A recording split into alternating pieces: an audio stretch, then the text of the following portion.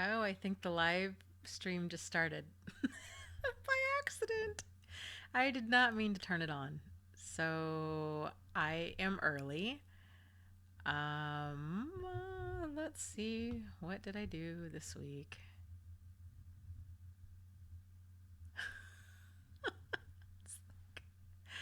Every single week. Okay, I'm not sure if this is an old chat or if this is a new chat. John, are you here right now? Or is this a chat from last week?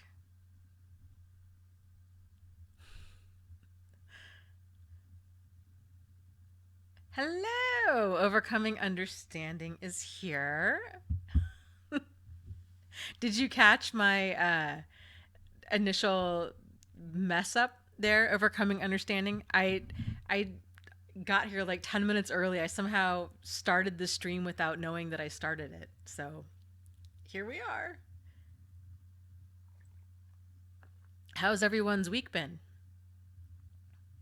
Anything new and exciting?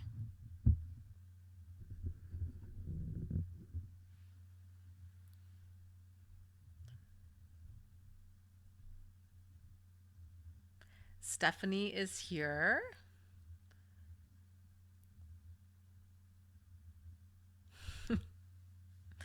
Overcoming Understanding says it's been interesting. LOL. Dare I ask why it's been interesting? Hopefully interesting good and not interesting. Oh, no, it has been interesting. Okay. She says, after 4 months, my ex started harassing me on Instagram as another person. So odd. Yeah, they do that. um, it's frustrating and it's crazy making and it's obnoxious and it's immature and all of the above. I was talking to somebody else on Instagram the other day. I don't want to say who because she's dealing with a stalker, but she just grew her Instagram account to it's pretty big, and I guess he's just harassing her nonstop on Instagram to the point where she's thinking about having to close down her account. So yeah, it's so frustrating with social media and stuff like that with all that. So I'm sorry that you're going with that. Overcoming says he made a new screen name and we chatted. And then I realized it was him. Then he started messaging me on LinkedIn. What a weirdo. Yeah, it's weird. It's frustrating. Like it's oh, I'm irritated for you. Like that's so ugh. Man, I'm so sorry. So what did you say? Like what are you going to do? Do you think he's going to go away or are you going to like how did you handle it? Let's see. Benjamin is here. M. Fisher is here. S9 is here. Hot Potato is here. Hello, hello, everyone. Let's see. Today, who else is coming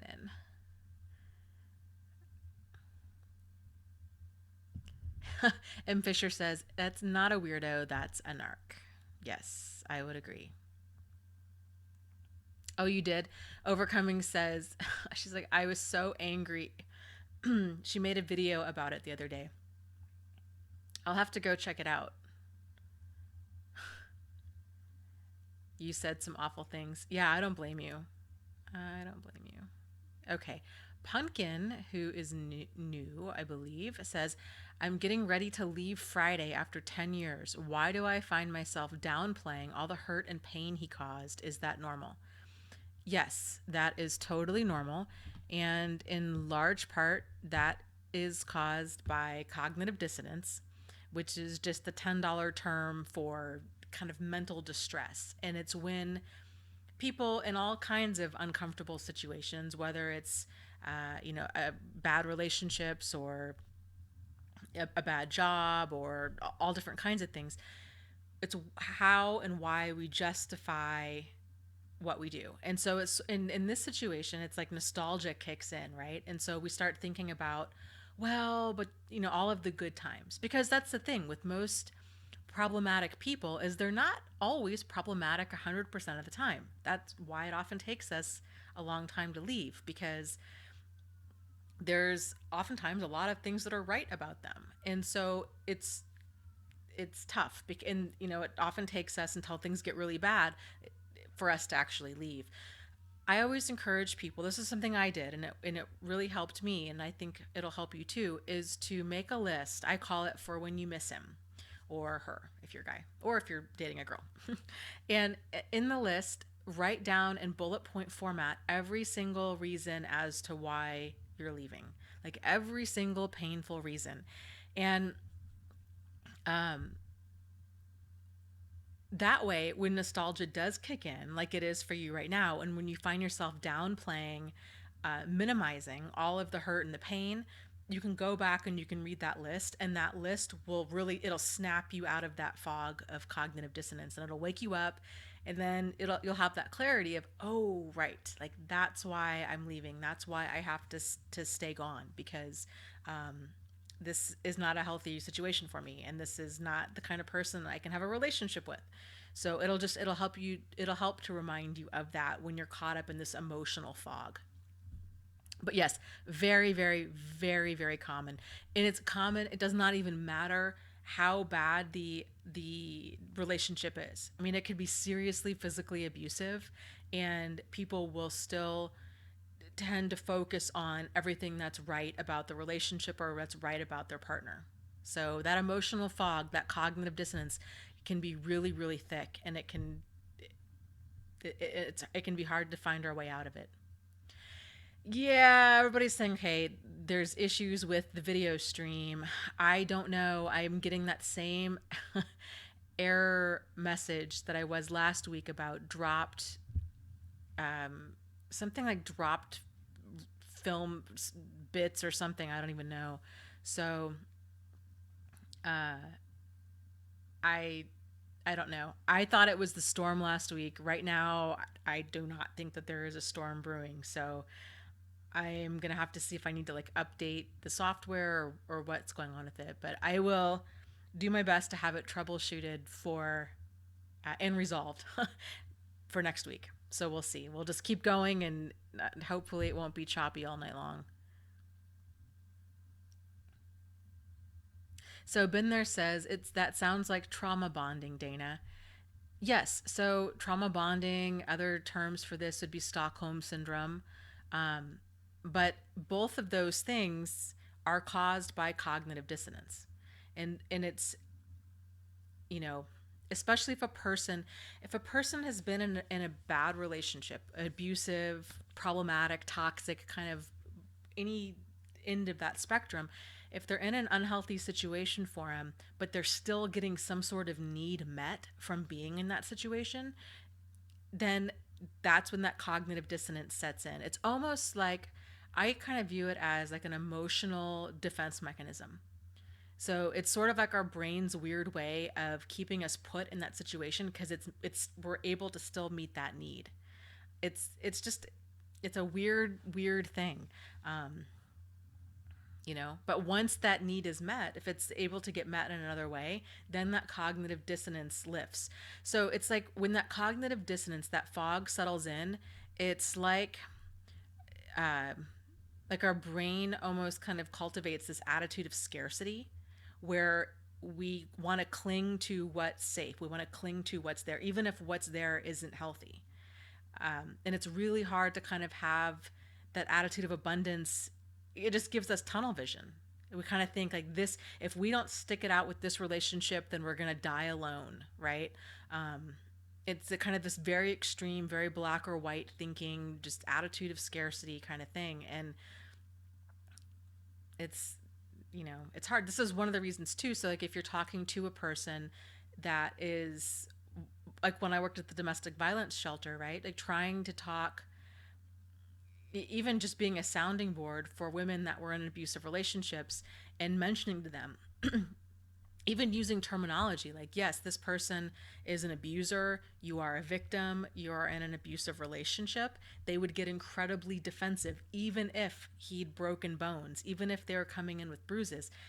It was, they would still get defensive because that was still their husband or that was still their boyfriend, and they might not have been ready to leave yet. So there's so many factors at work. There's so many factors at work when you're talking about trying to leave a dangerous or even just dysfunctional relationship of any degree.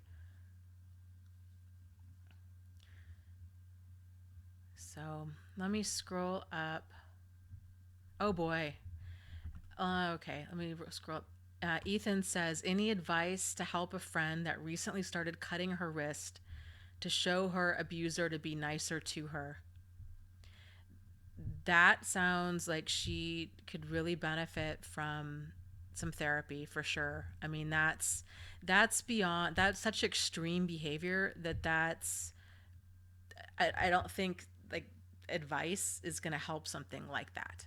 Um, that's, I mean, that's really extreme. So I, the only thing I can tell you outside of, I would encourage her to go start speaking to a counselor, would be that she does not have that power to change him. Like, none of us have the power and the ability to change somebody else, right?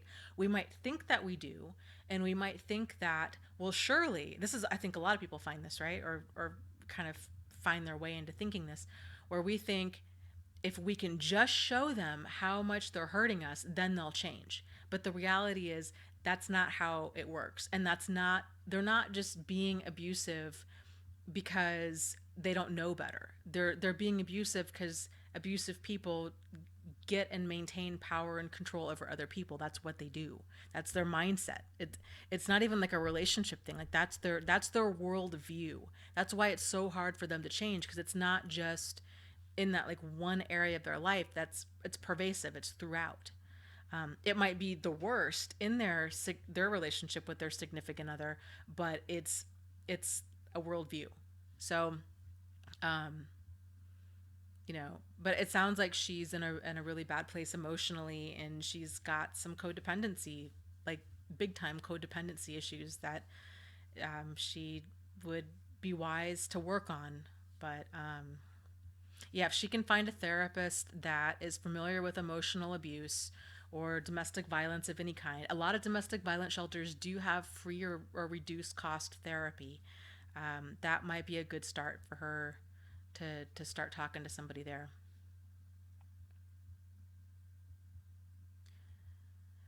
Okay, let me. Doug is saying, trying to help me troubleshoot this video stream here. Um, Marissa saying, I hope it's not from the chat or something. Yeah, I do not know like what the issue is. So I haven't changed anything that I can think of. Um,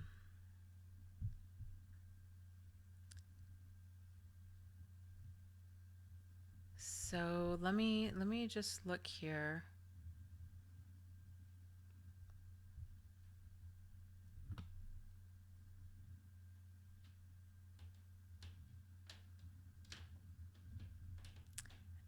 It's like not useful help information as far as what it is. It's saying something, it's affected by network issues, but I have no idea what that means. I can try calling my internet provider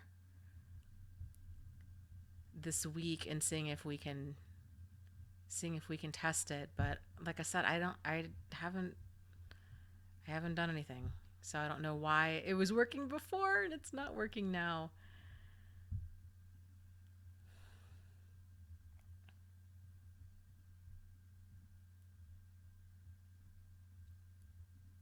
Let's see. I wonder if this would. Hmm.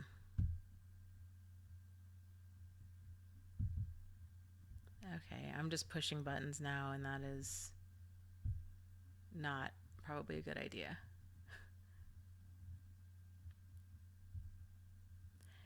Oh, hey, Dave. Dave Kohler's here. He says you may need to increase your upload speed to 5 MPS or more. I don't know what that means. Now you're just saying words. I will mention that. I will call. I think AT&T is my internet people. I will call them. Oh, that's a good idea. Kevin says turning my computer off and restarting the router modem.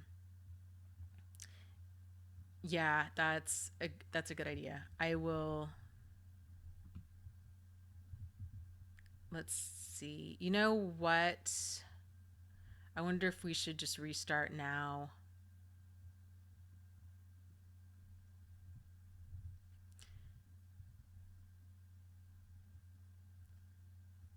Uh, let me let me do that. Let me I'm going to turn off my computer and I'm going to restart the modem and then let's see if that makes it better. I'll catch you guys back in like 5 minutes, okay?